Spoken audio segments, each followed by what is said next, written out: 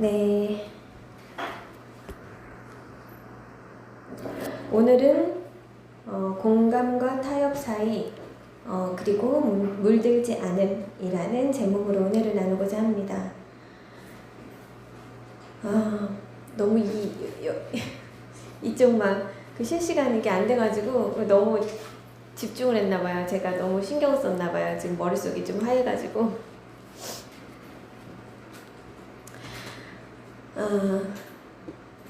제목은 이러한데 제가 이전에 한 3주 전인가요?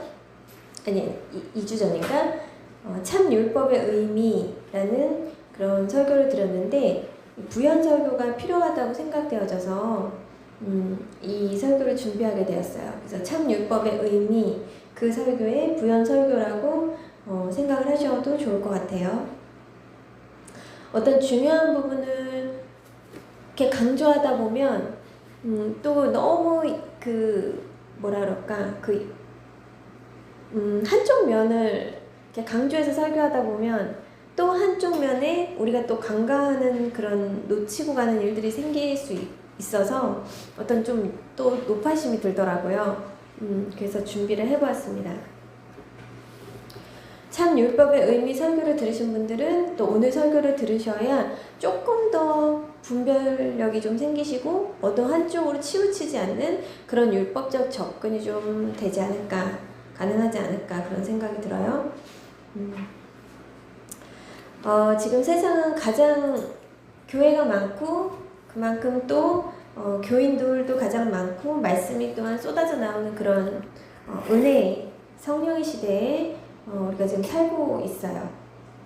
그런데 왜 이렇게 우리가 사는 세상의 그 혼란과 혼돈은 가시지 않는 걸까? 우리 기독교가 이렇게 예수를 믿는 이 복음 그 진리를 가진 이 유일한 그 기독교가 영향력이 없는 걸까? 이런 생각을 하게 되는데 우리 창세기 1장에 보시면 하나님께서 태초를 창조하시기 전에 땅이 혼돈하고 공허하며 흑암은 기쁨 위에 있다. 이런 구절이 있어요. 그냥 하나님께서 혼돈하고 어떤 공허한 그런 무질서 속에서 세상을 창조하셨고 완벽한 질서에 의한 세상은 다시 타락했지만 그래서 다시 혼란과 혼돈과 그런 어둠의 무질서 속에 있던 세상을 다시 또 예수님이 구원하시기 위해서 이 땅에 오셨고 또 부활을 하셔서 세상에 다시 하나님 나라가 임했다. 다시 세상의 질서를 어떤 우리에게 제시를 해주셨는데 태초일에 가장 적은 핍박과 가장 은혜에 어떻게 보면 영적 폭식증에 걸릴 만도 할 만큼 하리만한 이런 정말 은혜의 때에 왜 우리 기독교계가 영향력을 상실한 것일까? 부활의 신앙을 가진 신의 아들들이 왜 세상 앞에 이렇게 맥을 못 추는가? 그것에 대해서 우리는 질문을 하지 않을 수가 없는 거죠. 이유는 되게 간단해요. 복음이 선명하지 않으니까. 복음이 흐릿해져 있으니까. 하나님의 사람들이 세상을 물들여야 되는데 오히려 하나님의 사람들이 세상에 어떤 무질서와 세속화에 우리 자신이 먼저 함몰되어져 가고 있는 그런 상황이기 때문에 그래서 상처받은 치유자진의 헨리 나우에는 왜 빛의 자녀들이 그리 쉽게 어둠의 자식들에게 물드는가? 그것은 바로 자기 정체성이 흔들리기 때문이다. 이렇게 말을 했어요.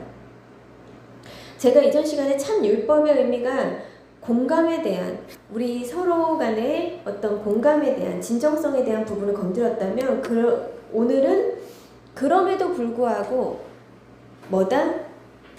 하나님의 율법 자체는 변함이 없다라는 것이죠.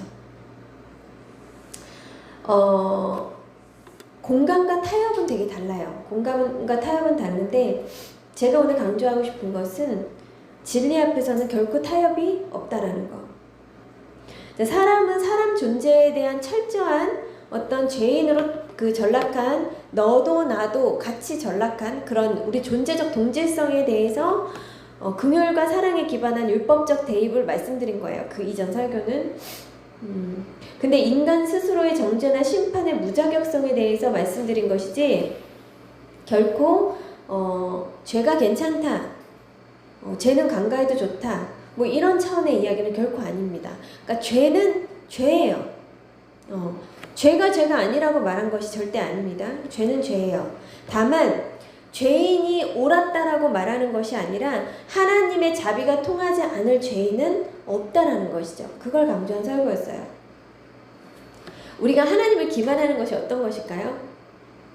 우리 하나님이 인간들의 참상을 모를까요? 우리 하나님이 우리들의 중심을 모를까요? 우리의 중심은 반드시 하나님 앞에 정죄받습니다. 반드시 정죄받아요. 우리가 어떤 중심으로 접근하느냐. 자, 술이 목적이고 술을 좋아하는 기독교인이 있어요. 근데 그는 술을, 제가 말씀드렸다시피 술이 목적이에요. 근데 술자리에서 술을 안 먹는 기독교인에게 야, 나도 예수 믿어. 나도 기독교인이야. 술 마셔도 괜찮아. 하나님이 술 마시지 말라 그러든? 괜찮아. 담배도 펴도 돼. 교회 다니는 사람들 다 밖에 나와서 다 술 먹고 다 담배 펴. 괜찮아. 이렇게 말한다는 것은 뭐예요?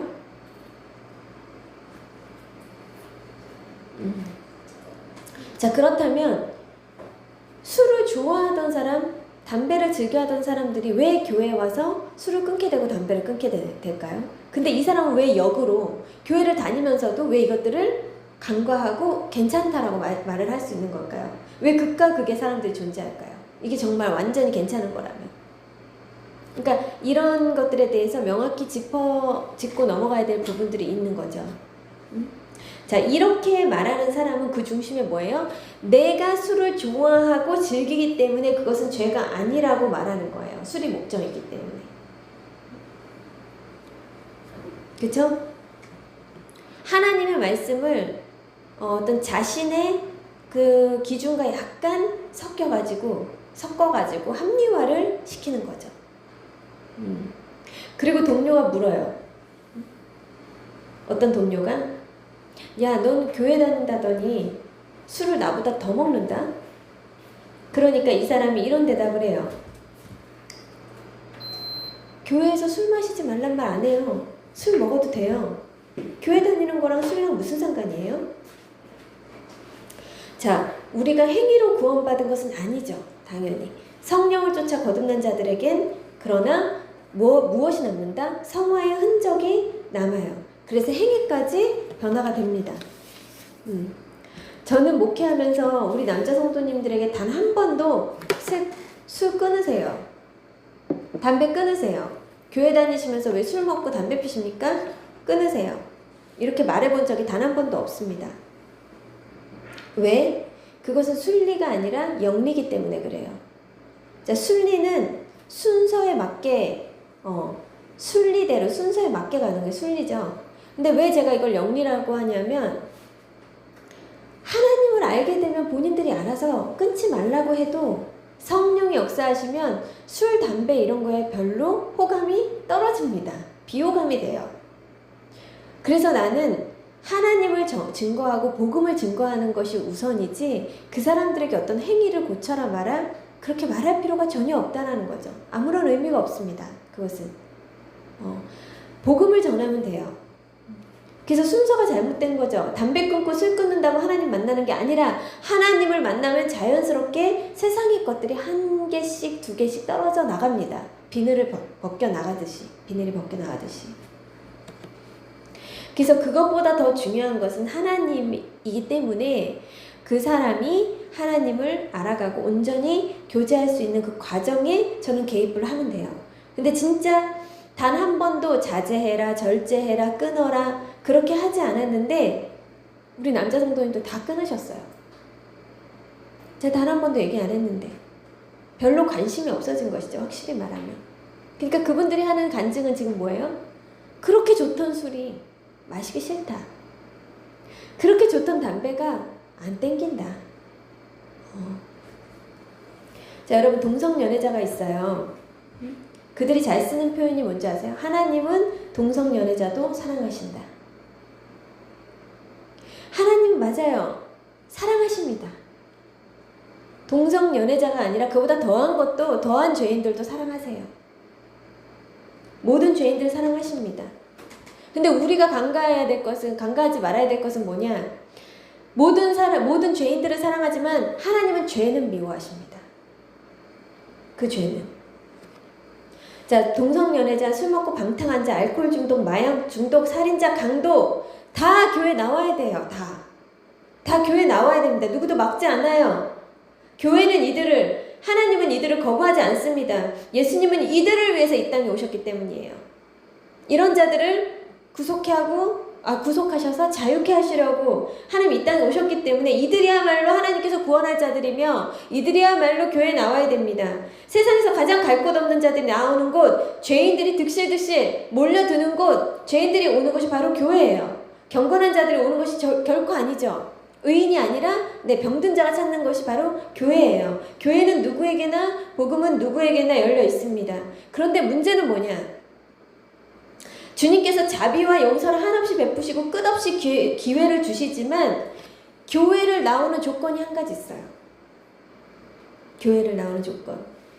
본인이 그것에 대해서 죄인임을 알고 주님께 구원받기 위해 나와야 됩니다. 자신의 죄를 합리화하면서 교회에 나올 수는 없어요.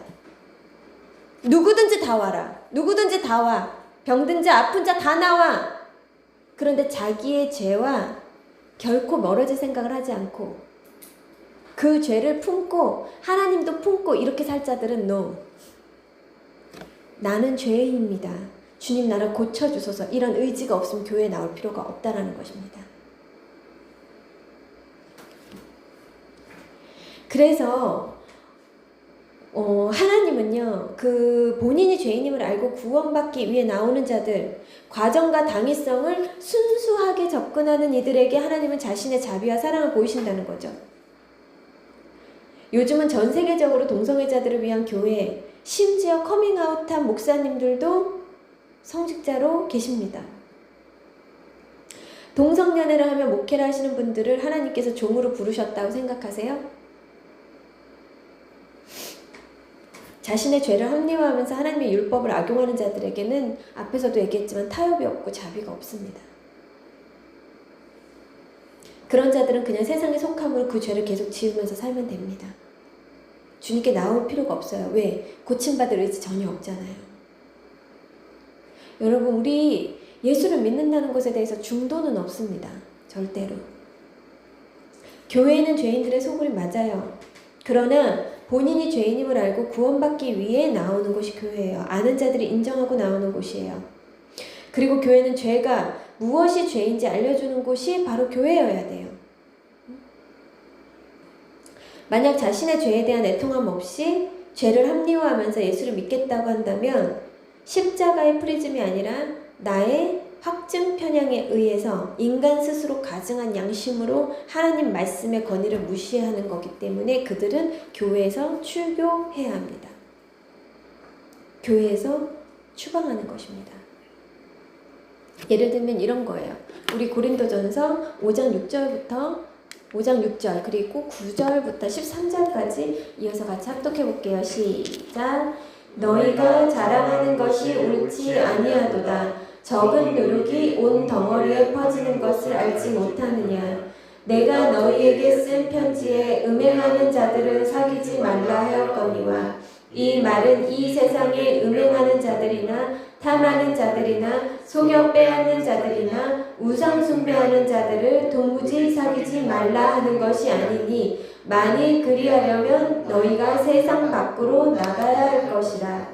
이제 내가 너희에게 쓴 것은 만일 어떤 형제라 일컫는 자가 음행하거나 탐욕을 부리거나 우상 숭배를 하거나 모욕하거나 술 취하거나 속여 빼앗거든 사귀지도 말고 그런 자와는 함께 먹지도 말라 함이라. 밖에 있는 사람들을 판단하는 것이야 내게 무슨 상관이 있으리오마는 교회 안에 있는 사람들이야 너희가 판단하지 아니하랴. 밖에 있는 사람들은 하나님께서 심판하시려니와 이 악한 사람은 너희 중에서 내쫓으라. 자, 예수를 모르고 세상 밖에 있는 사람이 죄 짓는 것에 대해서 하나님은 힐문하지 않겠다. 그러나 교회 안에 들어왔는데 죄를 지어서 회개를 하는 게 아니라 죄를 짓고도 괜찮다. 죄를 즐긴다. 나 죄인 아니다. 이 정도는 괜찮다. 그런 자들은 하나님께서 너희 중에서 내어 쫓으라. 자, 정리하자면 교회는 죄인을 위한 곳이에요. 그러나 본인이 죄인이라고 인정하고 나아오는 죄인을 말하는 것입니다. 자신의 죄를 계속 죄가 아니라고 이건 괜찮다고, 하나님은 동성애자도 사랑하시고 하나님은 살인자도 사랑하시고 강도도 사랑하시고 우리도 똑같은 인권을 가진 사람들이라, 그렇게 자신의 죄에 대해서 계속 합리화하면서 혹은 타협하면서 교회를 오고자 하는 사람들은 주님이 뭐라 그래요? 누룩이다.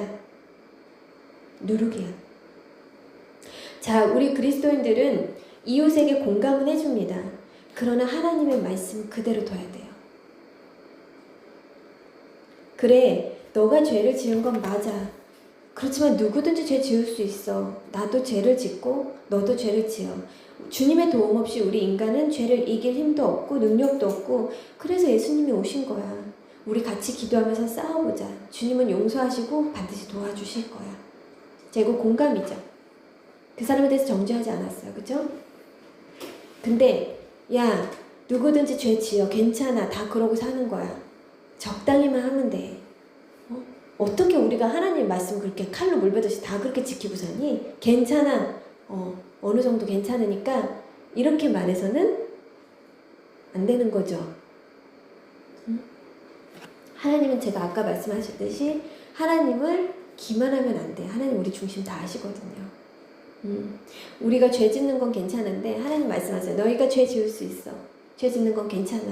뉘우친다면, 회개한다면 너희들 연약하니까 괜찮은데 너희들의 죄에 대해서 합리화하지 마. 너희들의 죄에 대해서 철저히 인정해.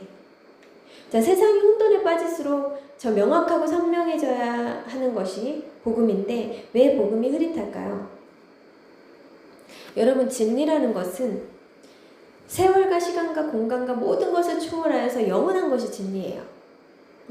그것은 문화도 상관없고 포스트 모더니즘 이딴 거 필요 없습니다. 진리는 그런 시간에 구애받지 않아요. 진리는 영원한 가치고 영원한 존재 당위성을 지닌 것이 진리예요. 그런데 복음이 문제가 아니라, 복음은 문제가 없는데 진리니까. 근데 복음이 세상과 같이 흐릿하게 전달이 되니까, 그리고 세속주의에 자꾸 함몰되니까 이렇게 자꾸 복음을 전하는 메신저인 하나님의 자녀들이 율법으로나 성령 안으로나 명확한 진리의 지식이 부족하고 지각이 부족한 탓에 메신저들의 그런 무지한 그런 삶의 행태들이 세상 사람들과 너무 별반 다르지 않다라는 것이, 그래서 서두에 말씀드린 헨리 나우엔이 왜 그렇게 어둠의 자식들에게 물드는가? 복음이 희석되는 것은 복음을 희석시키는 이들이 있다라는 거죠. 명백히 이야기하면 이것이 이단 중에 가장 무서운 이단인 것입니다. 근데 세상 사람들은 복음을 희석시키지 않아요. 복음에 대해서 전혀 무지하기 때문에. 그럼 누가? 교회 안에 있는 사람들이 바로 복음을 희석시키는 사람들이 되는 거죠. 예를 들면 예수님이 가늠하다 현장에서 붙잡힌 여인에게 예수님이 처방이 어땠어요? 이 여인을 누구도 판단하지 말라. 정죄하지 마. 너희들도 다 죄인이야. 너희들 중에 가늠 안 한 사람 있어? 돌 던진 사람 있니? 돌 던질 수 있는 사람 돌 던져봐. 아무도 없었죠. 자, 그러면 여기서 끝났다면, 예수님의 처방이 여기서 끝났다면 제가 이전에 설교한 참 율법의 의미, 그 설교에 국한되는 것이고, 자, 이 뒤에 예수님 뭐라고 하시죠? 여인에게, 여인아, 나도 너를 정죄하지 않는다. 다만 다시는 죄를 짓지 마라. 주님 뭐라 그래요? 이 여인에게 너 죄 안 지었다 라고 말한 적이 없어요. 그 죄를 하나님께서 미워하심을 나타내십니다. 다시는 죄를 짓지 마라. 오늘은 그 말씀을 드리고 싶은 거예요. 자, 주님은요, 그럼에도 불구하고 그 여인을 향해서는 그것이 죄라 규정하고 계십니다. 오늘 제가 드리는 말씀, 공감과 타협은 전혀 다른 얘기예요. 여러분들 우리가 사랑으로 공감하고 긍휼하고 치유할 수는 있습니다. 그렇지만 여러분 각자의 죄에 대해서 절대 타협하지 마세요. 그것에 합리화하지 마십시오. 여러분들의 죄는 거기서 끝내야 돼요. 자, 십자가는 수직과 수평으로 이루어져 있죠. 수직은 어떻게 해요? 수직은 하늘을 봅니다. 우리는 수직으로 하나님과의 관계를 맺어요. 우리는 하나님과 수평적 관계가 안 됩니다. 그분은 우리 머리 위에 계신 분이기 때문에. 그래서 수직선상엔 하나님 계시고 우리와 같은 선상에 그 수평선상엔 이웃들이 있어요. 나와 동등한 이웃이 있고 세상에 있습니다. 십자가는 하나님 말씀 아래 너희가 사랑하라는 것입니다. 근데 여러분 굳이 여러분 여기서 수평적 관계와 수직적 관계를 따졌을 때 십자가 선상에서 굳이 여기서 우선순위를 따진다면 여러분 무엇일 것 같아요? 우선순위 따진다면 신자는 반드시 수직인 하나님이 우선입니다. 자, 예를 들어볼게요. 베드로전서 2장 17절부터 18절까지 같이 한번 합독해 볼게요. 시작. 묻 사람을 공경하며 형제를 사랑하며 하나님을 두려워하며 왕을 존대하라. 사람들아 범사에 두려워함으로 주인들에게 순종하되 선하고 관용하는 자들에게만 아니라 또한 까다로운 자들에게도 그리하라. 로마서 13장 1절부터 2절까지 이어서 읽을게요. 시작. 각 사람은 위에 있는 권세들에게 복종하라. 권세는 하나님으로부터 나지 않음이 없나니 모든 권세는 다 하나님께서 정하신 바라. 그러므로 권세를 거스르는 자는 하나님의 명을 거스름이니 거스르는 자들은 심판을 자취하리라. 자, 질서입니다. 이것이. 내 생각엔 대통령이 대통령감이 아니야. 내 생각엔 저 사장이 사장님감은 아니야. 그래도 주님은 인정하라고 합니다. 왜? 권세는 모든 세상의 권세는 모든 세상의 권위 질서는 하나님으로부터 나지 않음이 없다. 세상 사람들 믿는 자들에게만 그렇다고 한 구절이 없어요. 성경에. 그럼 뭐예요? 불신자나 믿는 자나 안 믿는 자나 믿는 자의 세계나 안 믿는 자의 세계에서나 모든 세상의 권세는 하나님으로부터 나지 않음이 없다라는 거예요. 하나님께서 정하신 바라 모든 권세는. 자, 이것이 하나님의 뜻입니다. 그 권위에 인정하고 받아들여야 한다는 것을 말해요. 그래서 우리는 탓하기보다는 기도해야 되는 것이죠. 자, 그런데요. 모세 당시에 바로 왕이 아들이 태어나면 모두 죽이라고 명했습니다. 남자아이가 태어나면, 사내아이가 태어나면 이거 애굽왕의 명령입니다. 자, 그럼 하나님은 뭐라고 말씀하세요? 그 베드로전서에서 까다로운 자들에게도 복종하고 순종하라. 네 위에 있는 자들에게 사환을 두려워하라. 그 다음에 로마서 말씀에서는 뭐라 그래요? 모든 권세들에게 복종하라. 하나님의 권위 질서, 세상의 권위 질서에 복종하라고 했어요. 그런데 애굽왕의 명령이에요. 아들이 나오면 무조건 죽여라. 하나님은 권위 질서의 명령을 수행하라고 하셨지만 그래서 왕의 명령을 받아서 남자아이가 태어나면 다 죽여야 했지만 그때 당시 산파들은 히브리 산파들은 어때요? 모세 탄생의 배경으로 히브리 산파들이 하나님 경외했다고 성경에 기록이 되어 있어요. 하나님을 경외했던 그 당시 산파들은 사람을 죽이는 것이 하나님 기뻐하지 않는다는 것을 알고 말씀을 실천했습니다. 어떻게 실천했어요? 왕의 명령에 순종하지 않고 모세를 숨겼습니다. 이것이 그들의 믿음이었어요. 뭐예요? 왕의 명령보다 하나님의 말씀을 더 경외했다라는 거죠. 그래서 출애굽기 1장 17절부터 21절까지는 이렇게 말합니다. 같이 한번 합독해 볼게요. 그러나 산파들이 하나님을 두려워하여 애굽 왕의 명령을 어기고 남자 아이들을 살린지라. 애굽 왕이 산파를 불러 그들에게 이르되 너희가 어찌하여 이같이 남자 아이들을 살렸느냐? 산파가 바로에게 대답하되 히브리 여인은 애굽 여인과 같지 아니하고 건장하여 산파가 그들에게 이르기 전에 해산하였더이다 하며 거짓말을 했죠. 그들은 애굽 여인과 같지 않고 너무 건강해서요. 우리가 도착도 하기 전에 이미 해산하고 아들을 숨겼다. 그러니까 어떻게 나와요? 성경에 이어서 하나님이 그 산파들에게 은혜를 베푸시니 그 백성은 번성하고 매우 강해지니라. 그 산파들은 하나님을 경외하였으므로 하나님이 그들의 집안을 흥왕하게 하신지라. 자, 앞서 말씀에서는 하나님 권위 질서에 순복하라 그랬는데, 사람의 말, 세상의 법도와 하나님의 뜻이 상충할 때 우리는 뭐다? 반드시 하나님의 뜻에 따라야 한다는 것입니다. 피를 흘릴 만한 때는 피를 흘려야 하는 것.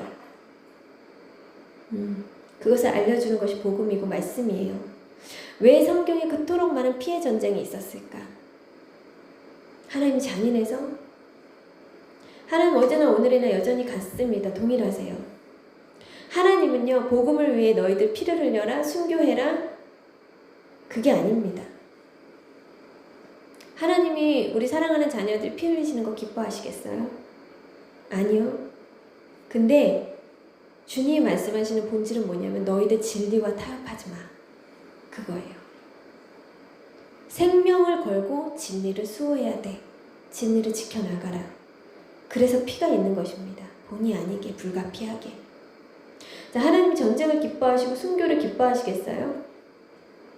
타협이 안 되기 때문에 피를 흘리는 것입니다. 타협이 안 되니까. 자, 사람 나고 신이 난 게 아니라 신이 존재하고 사람이 났어요. 사람의 근원은 실로 하나님이시다. 이것을 인정하는 것이 기독교입니다. 여러분, 복음 굉장히 원색적이고 굉장히 거북스러운 것일 수 있어요. 하나님 믿지 않는 자들에게.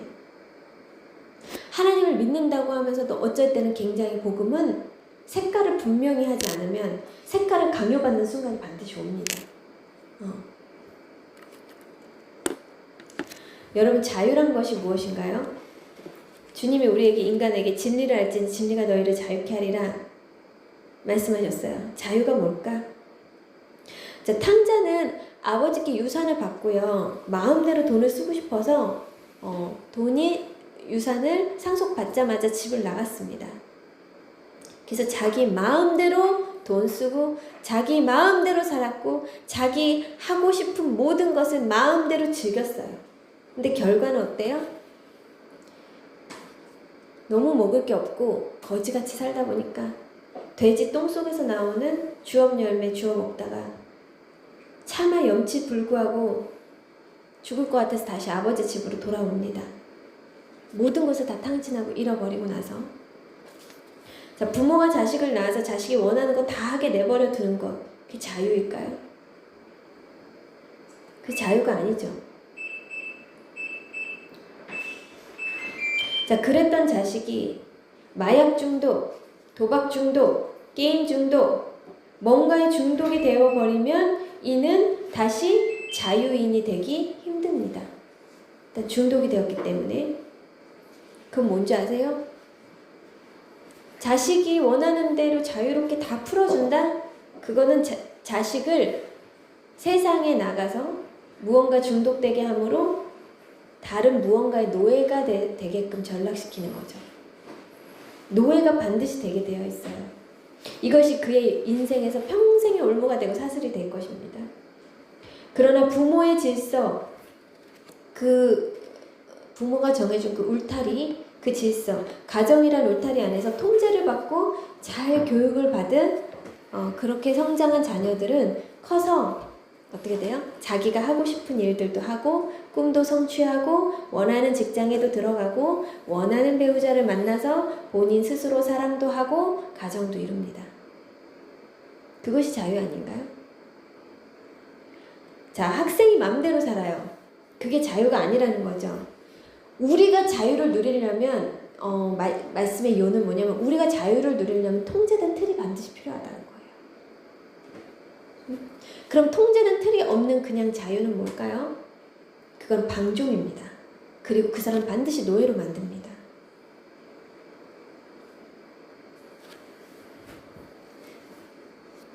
자, 죄라는 것은요, 하나님의 궤도 밖을 나간 것, 하나님의 궤도를 엇나간 것, 빗나간 것, 그게 죄거든요. 진정한 자유는요, 때가 되면 원하는 것을 스스로 결정하고 선택할 수 있는 것이 자유예요. 자, 하나님의 울타리, 즉 궤도 밖을 나간 자유는 그 순간부터 방종이 되는 시점인데, 하나님이 인간을 만드시고 성경 말씀을 인간에게 주신 이유는 창조 시기, 그러니까 하나님께서 창조하고 나서 선악과 강령을 내리신 이유도 바로 이거예요. 너희들이 너희들이 생각하는 자유가 아니라 방종임을 알게 하시기 위해서, 그것을 깨닫게 하기 위해서. 다 해도 돼. 너희가 다 해도 돼. 이 에덴 동산에서 너희가 하고 싶은 건 다 해도 돼. 근데 이 궤도 안에서만 해. 그게 바로 선악과거든요. 이 궤도, 이 울타리 안에서만 해. 근데 이 울타리 안에서 너희가 하고 싶은 거 정말 다 해도 돼. 하나님께서 인간의 방종을 막아주신 것입니다. 그 선악과 금령을 통해서. 그래서 인간의 자유랑 완벽한 통제 아래 자유가 있습니다. 자유와 통제는 하나예요. 절대 따로 분리가 되지 않습니다. 통제 없는 자유는 반쪽이에요. 공의 없는 사랑이 폭력이듯이. 그건 사랑이 아니죠. 그래서 자유와 통제 역시 동전의 양면성과 같습니다. 이건 이원론적 분리 절대 불가능합니다. 이건 절대로 따로 떨어져서 움직일 수 있는 개념이 아니라는 거죠. 하나님이 얼마나 멋지고 좋으신 하나님인지 아세요, 여러분? 성경에 전쟁에 나가는 군사들을 모집할 때, 야, 결혼한 지 얼마 안 되는 신혼인 남자들은 아무리 젊고 아무리 장정이어도 다 빼.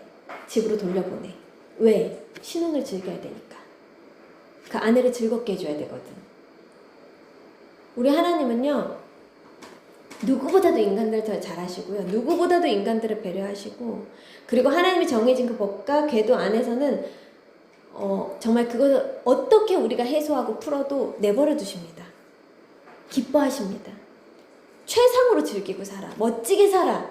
최상으로 너희가 할 수 있는 모든 것 다 해. 최선을 다해서 즐겨. 어떤 상황에서? 정해진 울타리 안에서. 내가 허락한 선에서. 강렬하게, 뜨겁게, 열정적으로 살아. 그것이 하나님의 뜻이에요. 그래서 최고로 가장 멋진 인생을 살아. 어느 안에서? 주 안에서. 그래서 주님은 사람의 진정한 자유는 가정, 사회, 국가, 세상, 창조 질서 예외 없습니다. 법과 질서, 규율, 정해진 틀 안에서만 옵니다. 사람의 진정한 자유는. 이게 무너지면 뭐다? 태초일에 하나님께서 세상을 창조하시기 이전 그 혼란과 혼돈과 무질서, 공허 상태, 그 상태예요. 이게 무너지면. 여러분, 독재는 규탄해야 하는 거지만 불가피 여러분, 국가도 독재가 필요한 순간들이 있어요. 어디서 나는 거예요? 공권력이 무너지면 나라로서 존립할 수 없는 위기의 상황도 오게 되죠. 그래서 때로는 국가가 독재를 본의 아니게 불가피하게 해야 되는 경우도 있습니다. 자, 지각 있는 자, 성경에서 말하는 지각 있는 자는 지적 감각을 가지고 시대를 감지하고 주님의 마음과 뜻을 알기 위해서 하나님을 찾는 자를 지각 있다고 말해요. 뿐만 아니라 하나님을 찾으며 선을 행해야 할 많은 교회들까지도 지금 어떻게 돼요? 세상과 많은 부분 타협하고 하나님이 가장 싫어하시는 혼합주의에 물들어가고 있어요. 우리가 주님의 마음에 맞는 자가 되고 싶지만 여전히 뭐예요? 우리 옛사람의 체질과 연약함 때문에 자주 넘어지는 것이 바로 우리들의 연약함이죠. 근데 제가 아까도 말씀드렸지만 주님은 우리의 연약함을 절대 힐문하지 않습니다. 왜? 주님이 그 우리의 연약함을 담당하시기 위해서 이 땅에 오셨기 때문에. 그분의 목적이기 때문에. 그래서 오늘도 간절히 자신의 연약함 때문에 주님을 찾는 이들에게 주님은 어찌 그들을 외면하십니까? 절대 외면하지 않죠. 주님이 그러한 자들을 위해서 오셨기 때문에 주님은 그들을 사랑하시고 품어주시고 한없는 자비와 한없는 용서로 그들을 안아주시고 항상 새날을 주십니다. 항상 기회를 주세요. 그들에겐. 그런데 본인이 옳지 않으면서 하나님의 말씀을 왜곡하거나 변질시키면 거기서는 문제가 커진다는 거죠. 그래서 제가 아까도 말씀드렸다시피 뭐예요? 본인의 죄는 본인의 죄로 끝나야 된다. 본인의 죄 지은 것에 대해서는 본인의 죄로 끝내야 돼요. 거기다가 이유를 달고 핑계를 달고 인정하지 않고 합리화하고 타협하기 시작하면 여기선 이제 신자가 구원받을 답이 없는 것입니다. 자, 동성연애를 하면 하나님의 법과 말씀의 기준에서 내가 죄인인데 나는 이기지 못하고 있다. 마약 중독이면 나는 하나님의 법과 말씀의 기준에서 나는 죄인이다. 근데 나는 이걸 이기지 못하고 있다. 이렇게 끝내야 된다는 거예요. 내가 이기지 못하고 있는 죄의 문제에 대해서는 내가 죄인인데 나 이거를 버리지 못하고 있습니다. 하나님. 여기서 끝내야 된다는 거예요. 근데 왜? 동성연애하면 사람 아니야? 하나님이 동성연애자 안 사랑하셔? 왜 차별해? 마약 중독자 사람 아니야? 하나님 안 사랑하셔? 왜 차별하는 거야? 이렇게 이야기하면 답이 없다라는 거예요.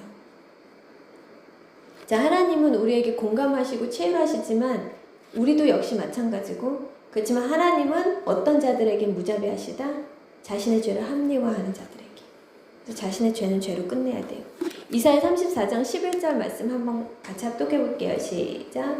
여호와께서 혼란의 줄과 공허의 추를 에돔에 베푸실 것인즉. 자, 하나님이 세상을 심판하실 때 뭘 준다? 무질서가 생겨난다.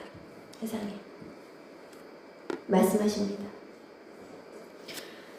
요즘에 그게 기독교 관련 책인지는 모르겠는데 동성애가 죄인가요? 라는 책이 나와서 이건 역시 교계에서 시비 논란이 있는데, 교계에서 이런 책을 가지고 시비 논란이 있다는 것 자체가 교회가 엄청나게 타락했다라는 것을 반증해 주는 거죠. 그것을 옳다 그르다 이렇게 의견이 분분해서 갈린다는 것 자체가 이미 교계가 썩었다는 것입니다. 자, 여러분, 차별금지법이 통과되면, 포괄적 차별금지법이 통과되면 우리 어떤 사회 속에서 살아야 될까? 제가 간단히 이것에 대해서 이것을 전하는 시간이 아니기 때문에 간단하게 말씀을 드리면, 일단 동성애의 위험성을 알리는 그 어떤 목소리를 낼 수가 없습니다.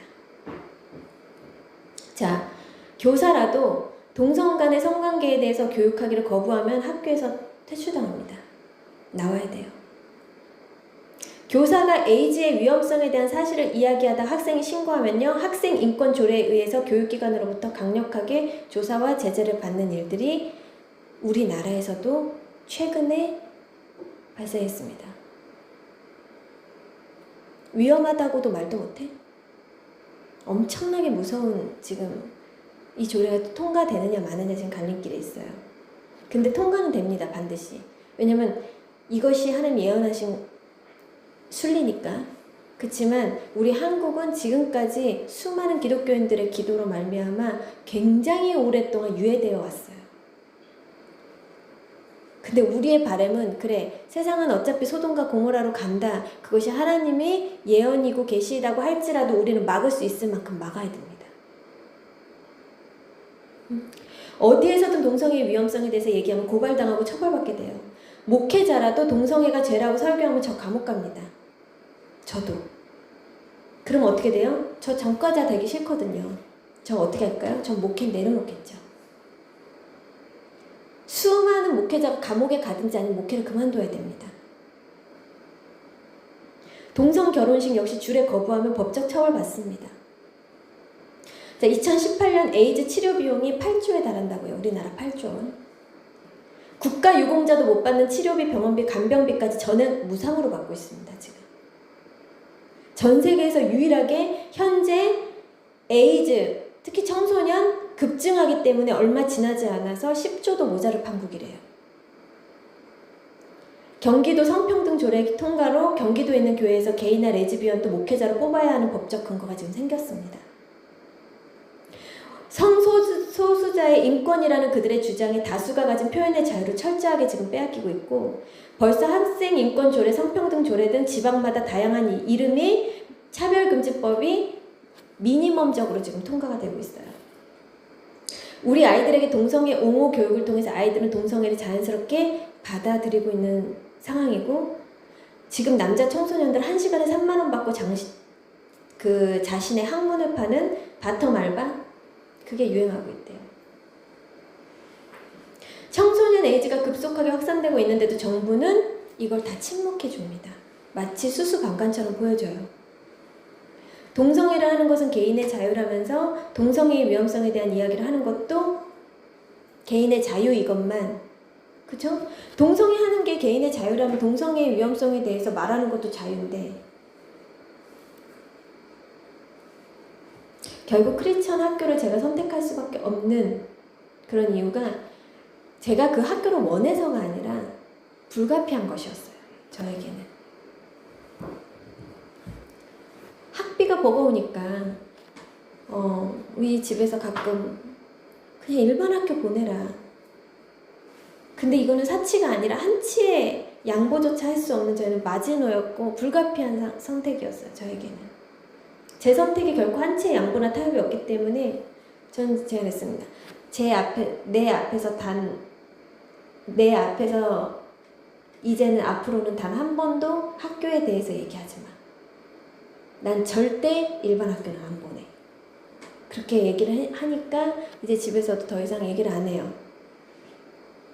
학비가 아무리 비싸도 나는 리어카 행상을 끄는 한이 있어도 나는 그 학교로 보낸다. 나는 절대로 그런 환경에서 아이를 교육시킬 수 없다라는 게 저의 신조였기 때문에. 차별금지법이 크리스찬들에게 더 이렇게 그 이슈화 되는 게 아니에요, 여러분. 지금 유학생들이 가장 먼저 나서서 이 차별금지법을 통과되게 하면 안 된다고 나서서 이걸 해주고 있어요. 유학생들이. 그리고 주부들이, 일반 주부들이, 그러니까 지각 있는 주부들이겠죠. 뉴욕 맨하탄에 있는 공립중학교의 방과후 학교 신청서에는요, 다 남자, 여자만 있는 게 아니에요. 당신은 무슨 성을 가졌습니까? 그 성이 여러 개야. 그걸 자유롭게 표기하게 합니다.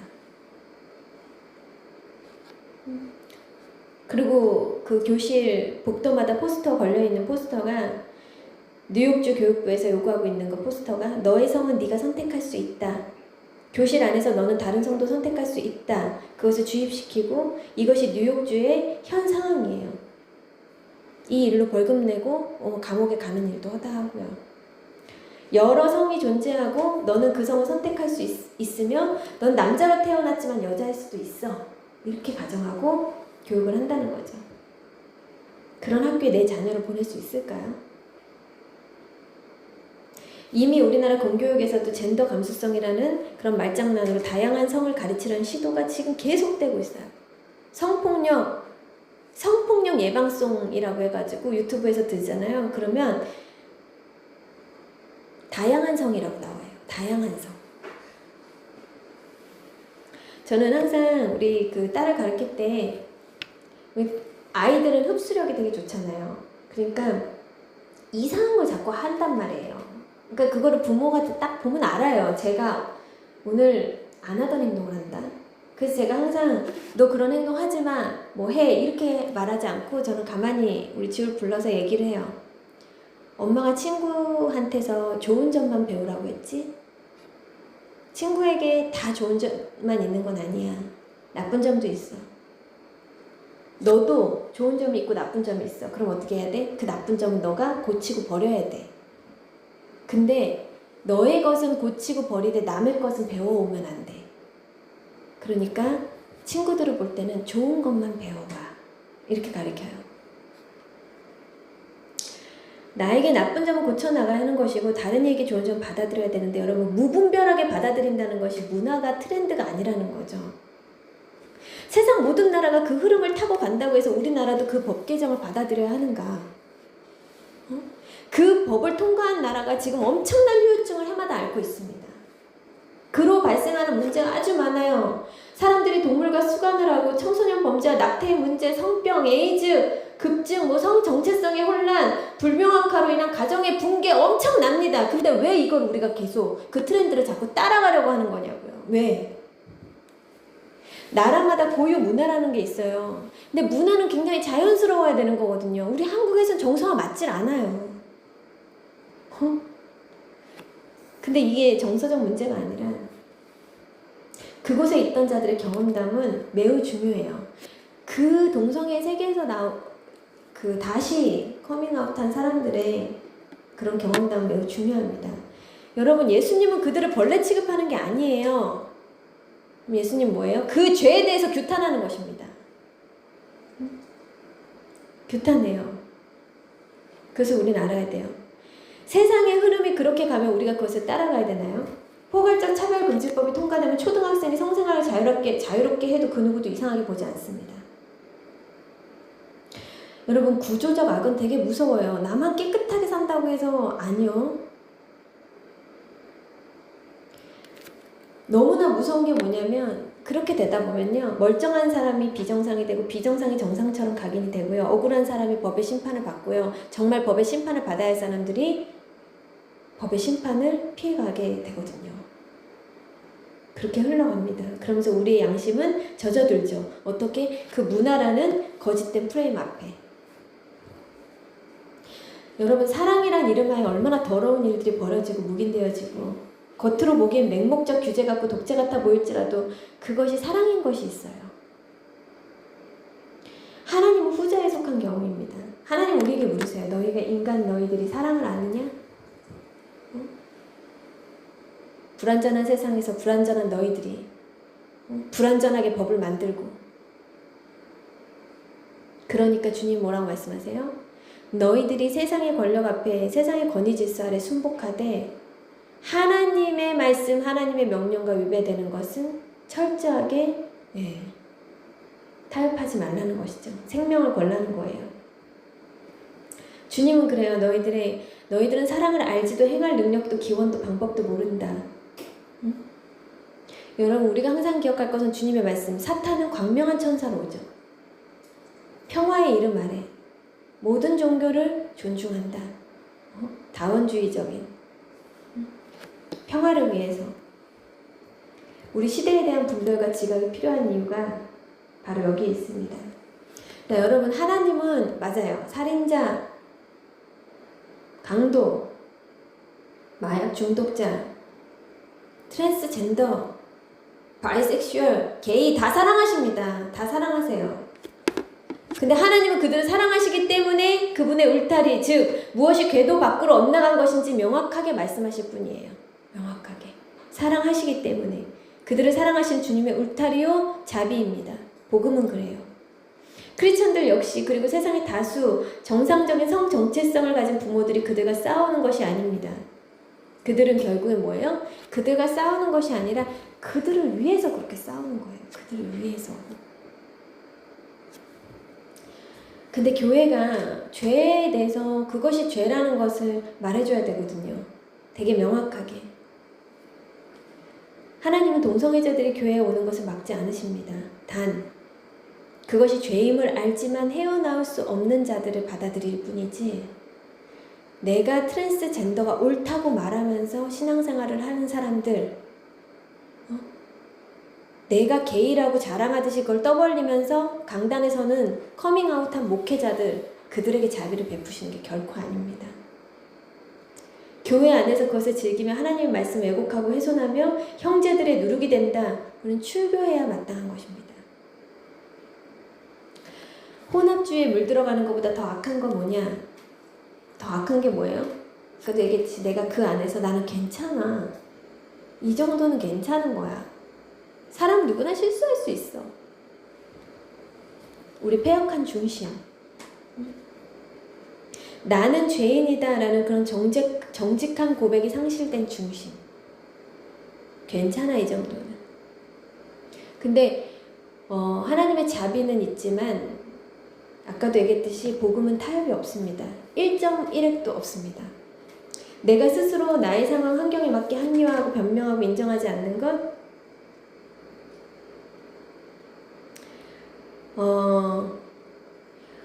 주님은 그것이 우리에게 거룩과 정결이라고 말씀하세요. 너희들이 정말 거룩하게 사는 게 거룩이 아니라 너희들의 죄에 대해서 너희들의 죄를 인정하는 것이 거룩이야. 그것이 정결이야. 합리화하지 마. 너희들의 죄는 그냥 죄로 끝내. 그러니까 예를 들면 아까 같은 상황이 그런 거죠. 친구야, 근데 나를 보고 모든 그리스도인들, 모든 기독교인들을 판단하지 마. 나를 보고 하나님을 판단하지 마. 난 타락한 자야. 다른 기독교인들 나처럼 살지 않아. 나같이 이렇게 밖에 나가서 이렇게 허랑방탕하게 살지 않아. 나를 보고 모든 사람들을 판단해서는 안 돼. 내가 잘못된 거거든. 이렇게 말해야 된다라는 거예요. 그럼 하나님 긍휼을 베푸실 것입니다. 그러나 세상이 섞이는 것이 나쁘다고 말하는 것이 아니라 그런 자신을 괜찮다라고 말하는 것, 그것은 세상에서가 아니라 하나님과 교회 안에서 심판받습니다. 먼저. 저도 목회자지만 살면서 크고 작은 죄를 저질러요. 그러나 항상 그때마다 생각하는 게 주님 앞에 하나님한테 그래요. 아버지 죄송해요. 주님은 저를 이렇게 가르치지 않았는데 제가 부족하고 연약해서 제가 넘어지는 거고 제가 잘못한 거예요. 제가 자식인데 아직도 제 옛사람, 제 옛 육신을 벗지 못해가지고 이렇게 하나님 마음 아프게 이렇게 넘어지고 이렇게 연약하고 이런 거예요. 하나님, 제가 이런 고백한다고 했잖아요. 근데 엄마가 종종 저한테 그런 말씀 하세요. 지연아, 너무 교회에서 딱딱한 말만 하면 교인들이 도망간다, 거부감 든다. 좀 위로와 축복의 말씀, 좀 사랑의 말씀도 좀 많이 해줘라. 그들이 힘을 얻고 돌아갈 수 있게. 그런 얘기를 하세요. 근데 제가 이것도 딱 한 번에 끝낸 얘기인데 제가 그랬어요. 엄마, 나한테 목사가 복장이 그게 뭐냐, 목사가 그렇게 말하는 그 말투가 그게 뭐냐, 그런 거 가지고 지적해도 되는데 하나님의 말씀을 가지고 얘기한다. 내가 무식하고 못 배웠고 나는 유학파 출신도 아니고 나는 박사과정도 못 밟았어. 근데 하나님이 나를 왜 쓰실까? 나는 딱 하나 가지고 있어. 주님이 어떤 말씀 주시면 그거에 대해서 내 생각과 어떤 조미료를 첨가하지 않고 가감없이 전하는 거. 나는 그것 때문에 주님이 아직까지도 나를 강단에 세운다고 생각해. 근데 내가 만약에 그걸 버리면 나는 목사로서 하나님이 쓰실 이유가 전혀 없어. 제가 그런 말을 했어요. 왜 하나님이 날 왜 그나마 지금까지 왜 이 자리에 서게 하시냐. 그것 하나다. 근데 내가 그걸 나한테 어떤 타협을 하고 사람들의 눈치를 보고 의식하고 내가 그런 설교를 한다. 그럼 나는 버림당한다. 제가 예전에 우리 그 성도님들한테 세상에서 살면서 자존심 따윈 저 한강에 다 갖다 버리라고 그런 말씀을 드려왔어요. 근데 여러분, 우리가 신앙의 자존심 지키고 살아야 돼요. 신앙의 자존심. 우리 신자들의 마지막 자존심 어디서 온다? 우리 신분에서 옵니다. 우리 신분. 나의 정체성, 거기에 기인한 거예요. 절개. 기독교인들의 절개신앙. 그게 제 자존심이에요. 세상에서 자존심 생각하면 이미 남편이 사업 실패하고 잠적했을 때, 도망갔을 때 이미 저는 아마 세상 밖으로 못 나옵니다. 제 옛날 자존심 생각하면. 그죠? 근데 그 미련한 거예요. 그냥 미래가 없잖아요. 부질없죠. 시간 낭비할 필요가 없는 거죠. 그냥 모든 에너지를 끌어모아서 나는 살아야 된다. 나는 살아내야 된다. 그게 전부였기 때문에 앞을 봐야지 뒤를 돌아볼 여력이 없었어요. 그때 당시는 내 자식이 나의 모멘텀이라고 생각했는데 지나고 보니까 그게 아니에요. 내가 살아낼 수 있는 그 동력, 그거는 내가 그 당시에 주님 외에는 배는 게 없었기 때문에, 붙잡을 게 없었기 때문에. 지금 생각하면 그래요. 그래서 지금 생각하면 나의 그 동력은 신앙이었어요. 신앙, 믿음. 그 상황에서도 주님은 나를 버리지 않으셨기 때문에 그 힘으로 살았던 것 같아요. 주님이 내 유일한 삶의 동반자였기 때문에 당시에는. 그래서 저 혼자만 할 수 없었겠지만 지금 생각해보니까 하나님이 나와 함께 계신다. 그걸 그때 생각하고 누구도 의지하지 않고 정말 하나님만 의지하고 정말 밑바닥에서 밑바닥까지 내려갈 수 있었던 것 같아요. 그 자존심 따윈 생각하지 않고. 근데 저는 제 자신한테 말하는 것은 그거예요. 내가 살면서 비록 넘어지고 잘못 살 수는 있어도 절대 하나님의 말씀에 내 침 바르지 말자. 내 더러운 침 바르지 말자. 그러니까 죄를 죄가 아니라고 말하면 절대 안 되는 거예요. 죄가 아니라고 말하면 안 돼요. 그런 기독교인들은 그때부터 답이 안 나옵니다. 타협하거나 합의점이 없어요. 그러나 우리가 죄인임을 고백하고 나올 때 얘기가 달라지기 시작합니다. 주님은 한없이 용서하십니다. 용서받아야 하는 자들이니까. 그래서 모든 사람은 인정하고 주님 앞에 나와야 돼요. 인정하는 거. 그것이 정답이에요. 그렇잖아요. 여러분들도 마찬가지로 누구도 여러분 통제 못합니다. 누구도. 너무 폐역하기 때문에. 그냥 놔두면 각기 제 길로 갑니다. 미친 듯이 곤두박질 칩니다. 밑으로. 근데 뭐예요? 여러분들과 나를 유일하게 통제할 수 있는 분, 그는 하나님밖에 없어요. 그분만이 나와 여러분을 통제할 수 있는 유일한 분 되십니다. 유일한 기준이고 유일한 주인 되시고. 그래서 제가 여러분께 강조하는 율법은 하나님의 강령이 맞다라는 거예요. 율법은 하나님의 강령이 맞아요. 왜 강령이라고 해요? 강한 명령이니까. 하나님의 말씀 다 동사가 어떻게 돼요? 헤라로 끝납니다. 헤라. 모든 게 다 동사형인데 무조건 헤라. 기준을 강하게 정해둔 거예요. 왜? 주님 왜 명령하시죠? 내가 너희들 못 지켜도 도와줄 거야. 근데 인정하고 나와야 돼. 내가 너희들 도와줄 건데 근데 너희들이 알 게 뭐냐? 기준은 분명히 알고 가야 돼. 그래서 율법을 제시한 것이에요. 강하게. 기준이 뭔지는 알아야 돼. 옳고 그른 게 뭔지는 정확히 알아야 된다. 그래서 그 죄를 알아야 죄인이라고 인정을 하게 되는 것입니다. 우리가. 그러나 그분은 우리가 스스로 할 수 없다는 걸 너무나도 잘 아신다는 거예요. 그러니까 주님은요, 예전에도 얘기했지만 스스로 고백하는 자에겐 추궁하지 않습니다. 스스로 인정하는 자에겐 묻지 않으세요. 스스로 낮아지는 자에겐 낮추시지 않아요. 스스로 버리는 자에게는 모든 것을 도로 찾아주십니다. 주님은요, 우리 자신을 그 사랑 앞에 던질 때 주님 자신을 우리에게 송두리째 던져주십니다. 우리는 장로교 보수 쪽 교단이에요. 우리 교단이, 우리 교회가 속한 교단이. 근데 저는 보수 신앙이라는 말을 싫어합니다. 하나님의 법에 무슨 보수가 있고 중도가 있고 진보가 있어요. 하나님의 법은 유일한 건데, 유일무이한 건데. 어떻게 보수가 있지? 어떻게 중도가 있지? 왜 자꾸 보수파라고 해? 기독교 안에서. 근데 여러분 이런 거예요. 내가 이 사람을 사랑해요. 미친 듯이 사랑해요.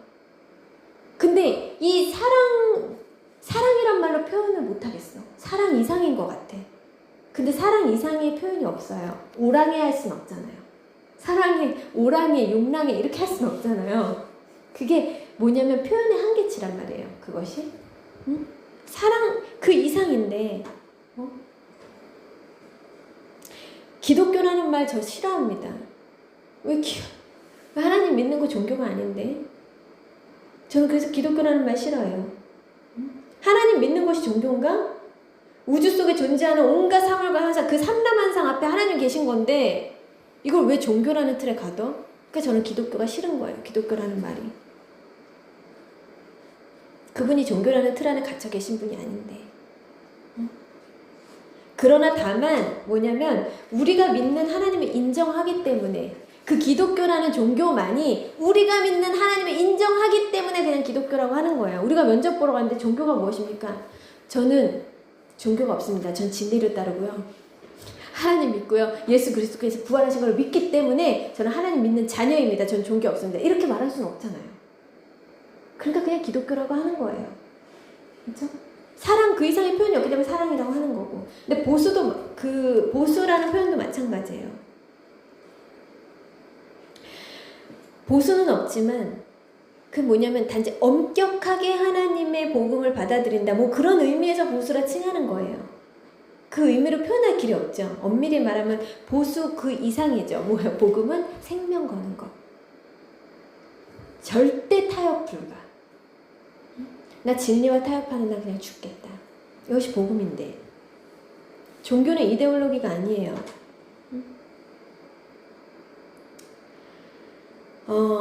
예전에 그 헤르만 헤세라고 소설가가 그 소설이라는 분야는 예술뿐 아니라 모든 가치를 아우를 수 있는 통합적 양식이다. 이렇게 말을 했는데 이것처럼 삶이라는 거, 우리의 삶의 모든 영역을 아우르는 것, 그것이 종교, 정치, 인문학, 철학이 아니라 보수 신앙이 아니라 뭐다? 예수 그리스도다.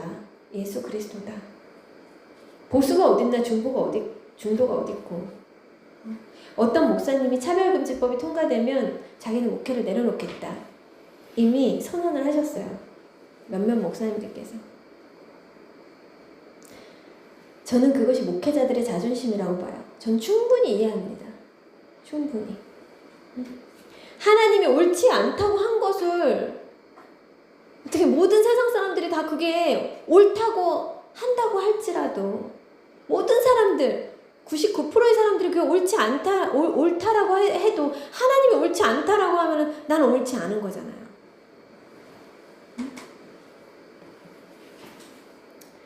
그러니까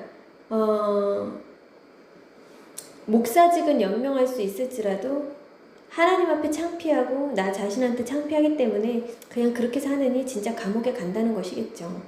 그것이 절개 신앙입니다. 물론 여러분 우리가 베드로와 같이 예수님 3번 부인한다고 해서 우리가 구원받지 못하고 구원받고 그게 결정되는 것은 아니에요. 누군가 우리에게 총을 들이댔어요. 예수 시인 안 하면 살려줄게. 무서워서 예수 시인 안 할 수도 있습니다. 그렇다고 우리가 용서받지 못할 죄인이 되는 것은 아니에요. 그리고 그가 구원 받는다 못 받는다 그 결정할 사항도 아니고요. 근데 중요한 것은 여러분 나는 변제될 수 있을지라도 진리는 결코 변하지 않는다는 거예요.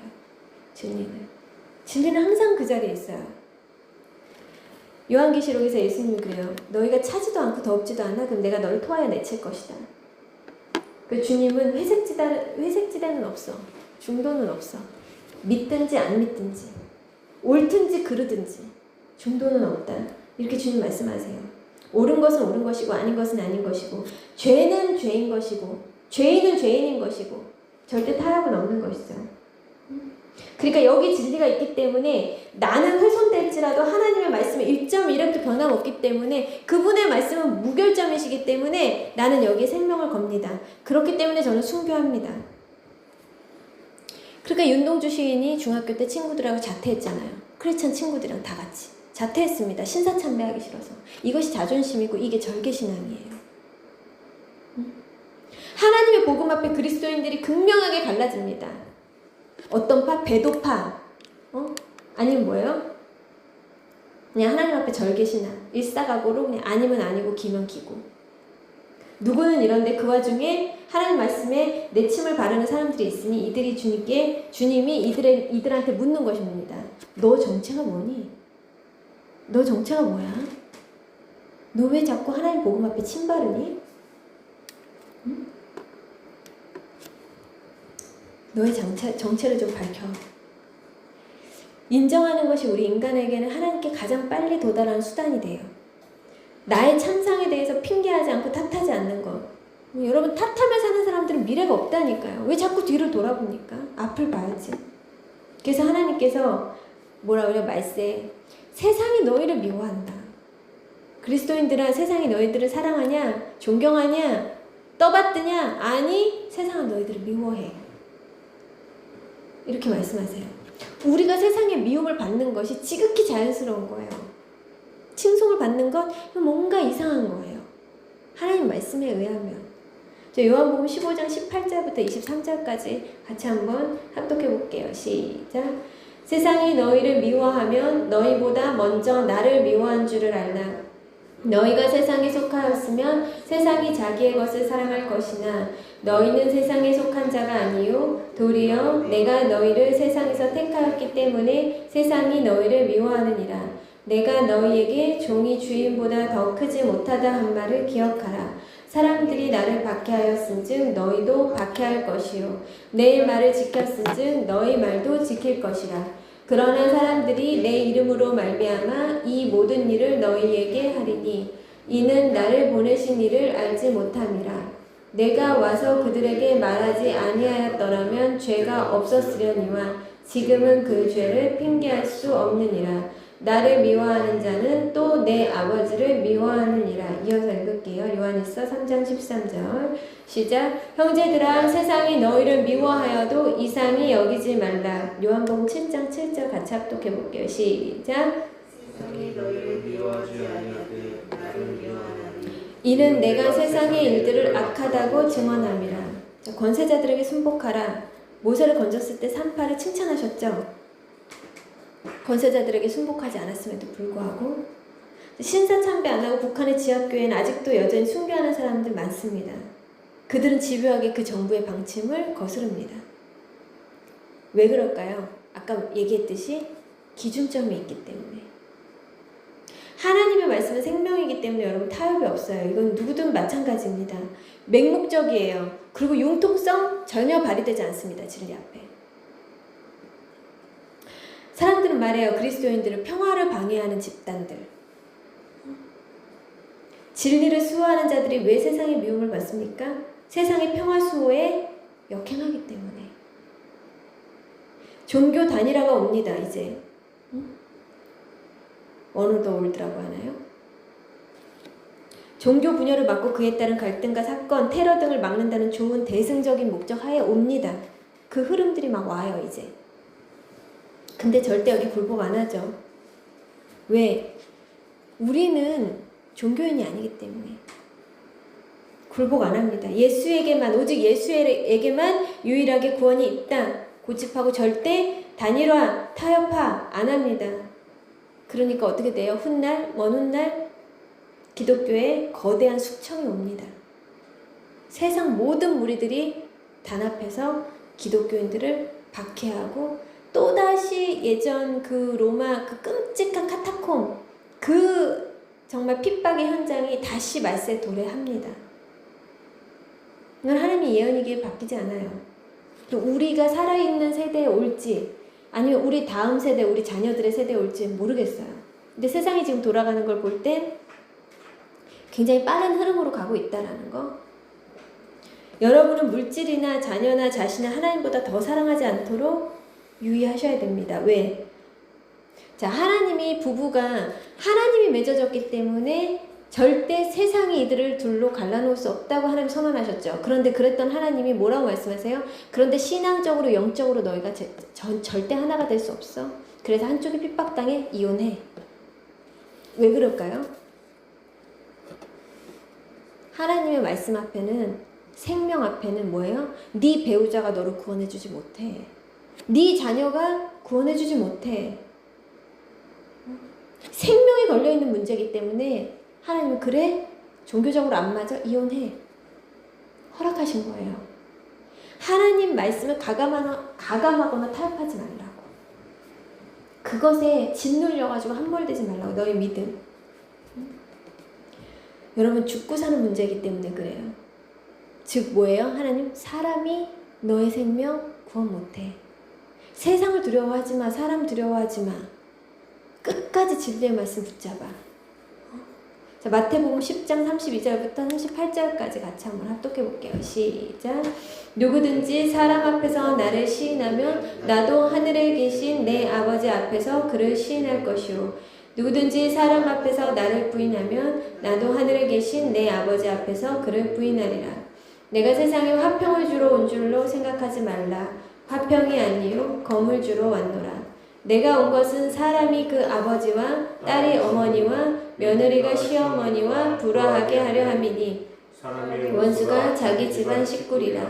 아버지나 어머니를 나보다 더 사랑하는 자는 내게 합당하지 아니하고 아들이나 딸을 나보다 더 사랑하는 자도 내게 합당하지 아니하며 또 자기 십자가를 지고 나를 따르지 않는 자도 내게 합당하지 아니하리라. 자, 주님 왜 이렇게 말씀하실까요? 주님은 이거예요. 무조건 나만 사랑해야 돼. 너 나만 바라봐야 돼. 이런 취지에서 나보다 더 사랑하지 말라. 나보다 더 사랑하지 말라. 이렇게 말씀하신 게 아니에요. 너희가 나보다 사람을 더 사랑하면 너희가 진리를 지킬 수가 없어. 그 뜻이거든요. 그러니까 뭐예요? 다른 것은 니들이 세상 살면서 다 양보해. 다 줘. 희생해. 속옷 달라면 속옷도 줘. 근데 다 희생하고 다 양보하고 다 해도 되는데 진리만큼은 제 아무리 가족이라도 타협하지 마. 왜? 내가 세상에 평화를 주러 온 게 아니야. 주님 말씀하세요. 뭘 주러 왔대요? 화평이 아니고 검을 주러 왔대요. 자, 벌써 평화롭던 가정 속에서 며느리 한 명이 예수를 믿었어요. 며느리 한 명이 예수를 믿으니까 제삿날만 되면 시끄러워져. 예전엔 평화로웠거든. 같이 전 부치면서 웃었거든. 근데 이 며느리란 여자가 예수 믿고 나서부터 집안에 분란이 많이 생겨. 자식들한테 절도 못하게 하네. 그러면서 다툼이 생기고, 자, 한 가정에, 믿지 않는 가정에 누구 하나 예수를 믿기 시작하면 뭐예요? 반드시 그 집안에 화평이 깨지고 검이 들어온다는 거예요. 칼이 들어온다는 것입니다. 그건 뭐예요? 진리가 타협되지 않기 때문에. 그렇기 때문에 너희들 사람을 더 사랑하지 마. 그리고 사람 의식하지 마. 사람 두려워하지 마. 세상 두려워하지 마. 주님은 우리의 구원은 각자이기 때문에 그래서 십자가의 수평과 수직의 십자가 선상에서 우리는 모두 완벽하게 완전하면 좋지만 그것에 대해서 우선순위를 정해야 되는 결정의 순간이 왔을 때 우리는 반드시 신자는 수직인 하나님이 우선입니다. 처음 하나님을 만나면 타인은 보이지 않고 하나님만 보이기 때문에 수직 관계만 머물러요. 근데 시간이 가면서 하나님 안에서 수평적 인간관계를 다시 찾아갑니다. 어떻게? 좀 유연한 신앙이 됩니다. 그만큼 양보도 많아지고 희생도 많아지고 섬김도 커지고 마음이 넓어지죠. 성령의 열매가 맺히니까 이 사람은 변합니다.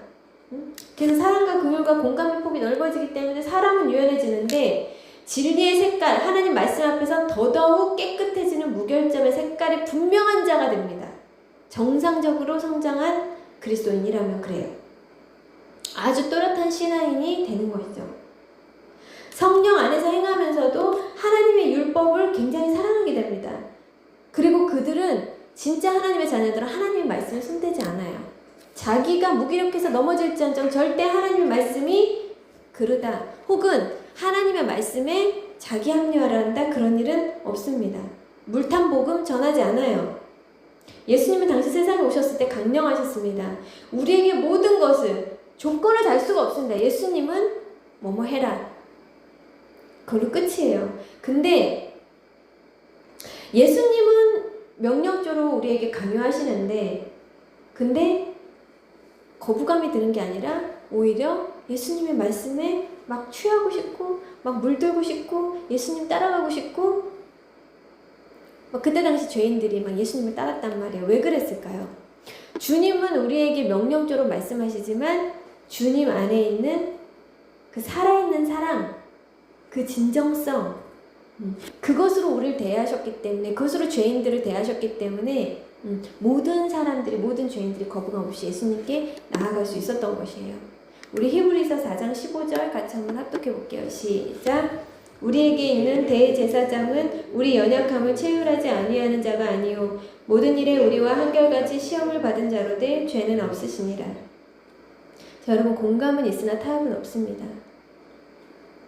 신자는요, 자기가 살아가면서 본인이 현실 가운데 깨지고 부딪히고 실패하고 넘어지고 갈등해야지만이 비로소 주님을 알아갈 수가 있어요.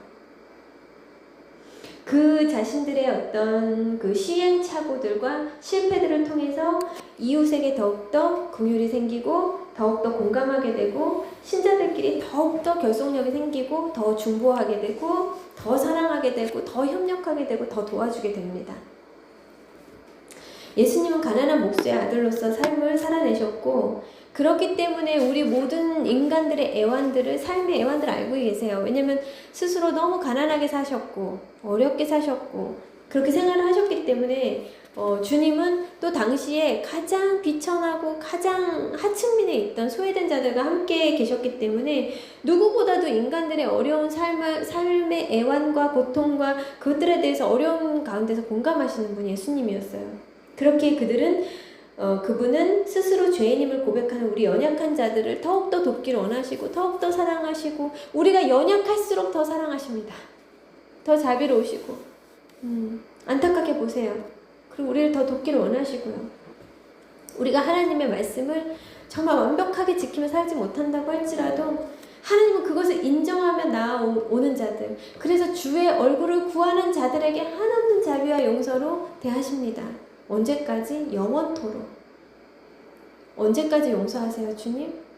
이런 저를 언제까지 용서하실 건가요?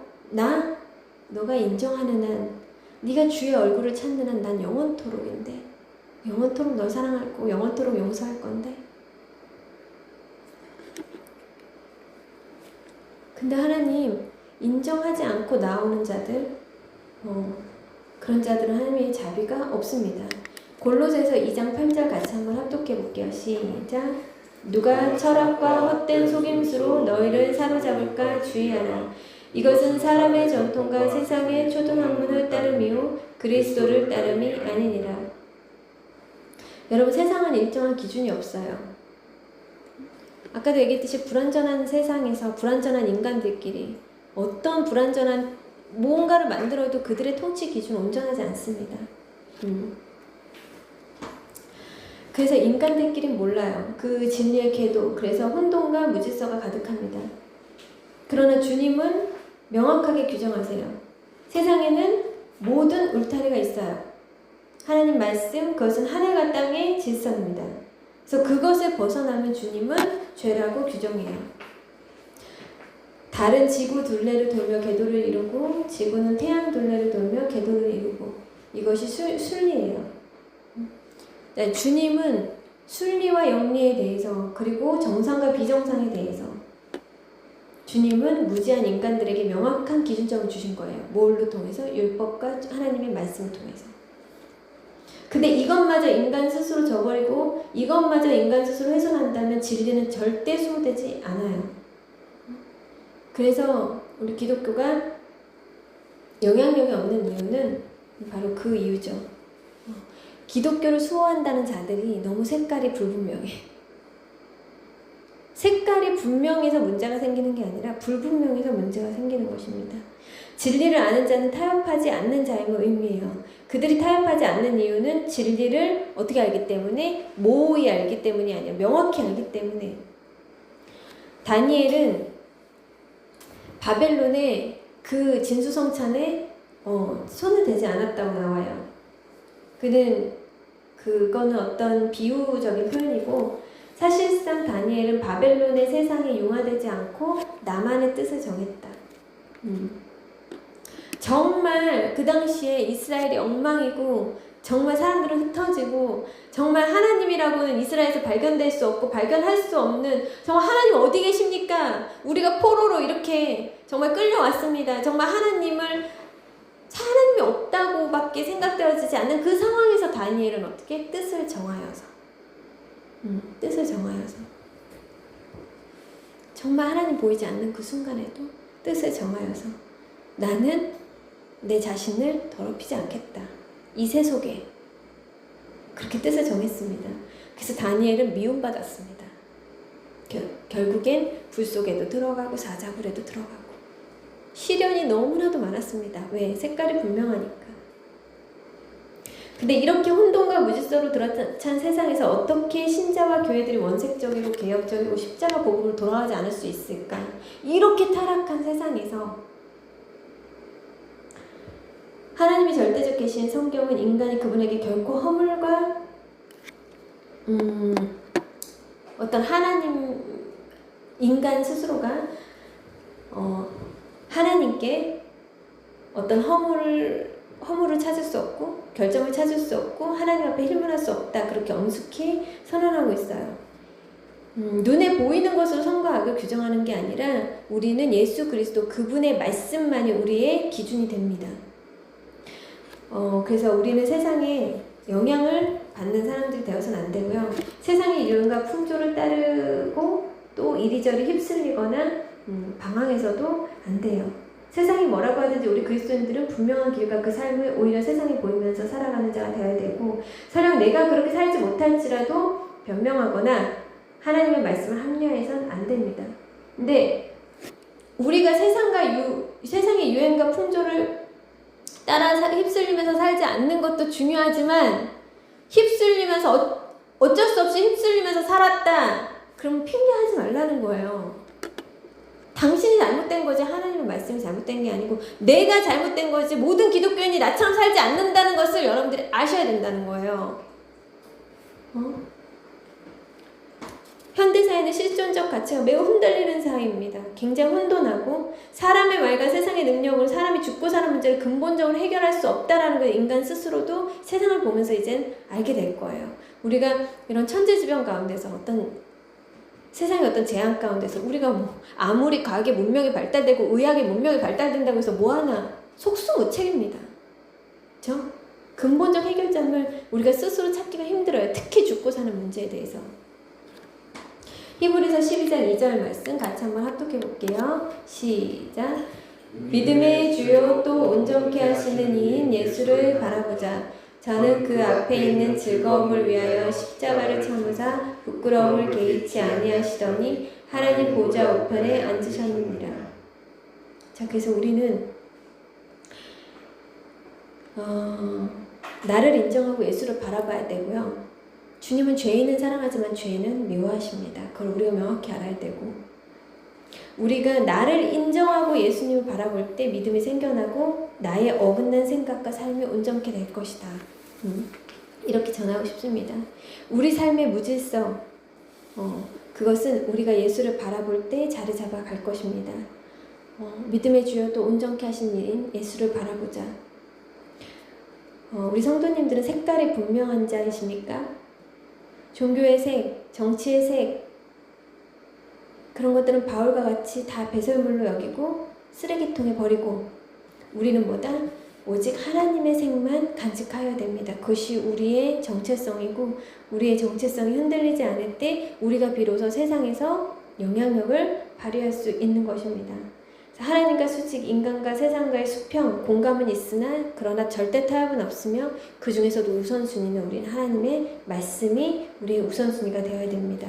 그 두 관계에서 여러분들 온전하시되 우선순위를 잊지 마시고 더욱더 복음적인 어떤 그런 명확한 기준에 대해서 더욱더 뚜렷해지는 그런 명확한 복음을 가진 우리 성도님들이 다 되시길 원합니다. 생명 앞에서 타협이란 결코 없습니다. 그리고 죄는 내가 죄를 지었어, 거기서 끝나야 되지, 이 죄가 뭐 용서받지 못할 죄는 아니야. 내가 이 죄를 사랑한다고 해서 예수님이 나를 사랑하지 않는 것은 아니야. 우리가 이렇게 우리 중심으로 하나님 기만하면 안 된다는 거. 율법은 율법인 것이고 하나님의 율법은 완전한 것이고 죄는 죄인 것이고 우리가 인정해야 되는 부분은 인정해야 된다. 연약함은 용서받을 수 있으나 합리화는 절대 용서받을 수 없습니다. 하나님이 정해주신 그 궤도 안에서 여러분들이 누리실 것, 모든 누리실 것은 다 누리셔도 됩니다. 그래서 하나님이 정해주신 그 울타리를 벗어나지 마시고 모든 것을 풍성히 누리시는 여러분들이 되시길, 그래서 참된 자유가 여러분들에게 있기를 축원드립니다. 오늘 굉장히 그 말씀에 집중하기가 굉장히 힘들었는데요. 말씀 막 중구난방이었죠. 기도